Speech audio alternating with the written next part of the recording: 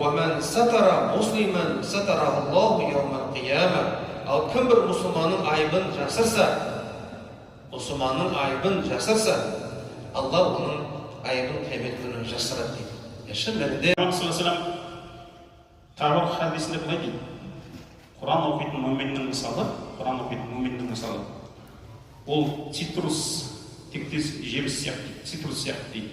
Оның иісі де әдемі, дәмі де тәтті дейді. Ал Құран оқымайтын мүминнің мысалы хұрма сияқты. Оның иісі жоқ, бірақ дәмі тәтті дейді.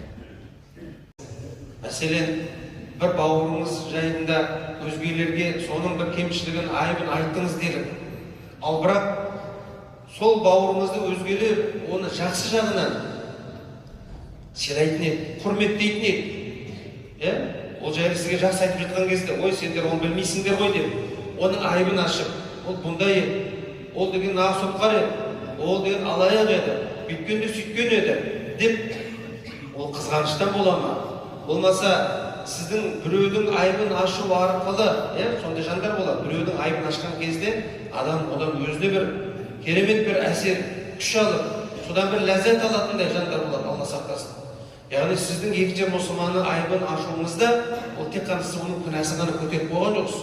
Өмір бойы әлгі мұсылман жайында өзгелердің жаман ойда болатындығына сіз себепші болдыңыз. Үшіншісі, ата-анаға дұға жасауымыз керек.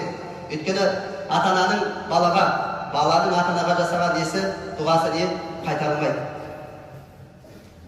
Құрметті ағалар, Абу Хурайра үйіне кірген сайын анасына: "Маған кішкентайымда қалай мейірімді болсаңыз, Алла Тағала да сізге дәл солай мейірімін жаудырсын" деп дұға жасайды екен. Сонда аяулы анасы да: "Ер жеткен кезде маған жасаған жақсылығың секілді Алла Тағала да саған бар мейірімін жаудырсын" дейді.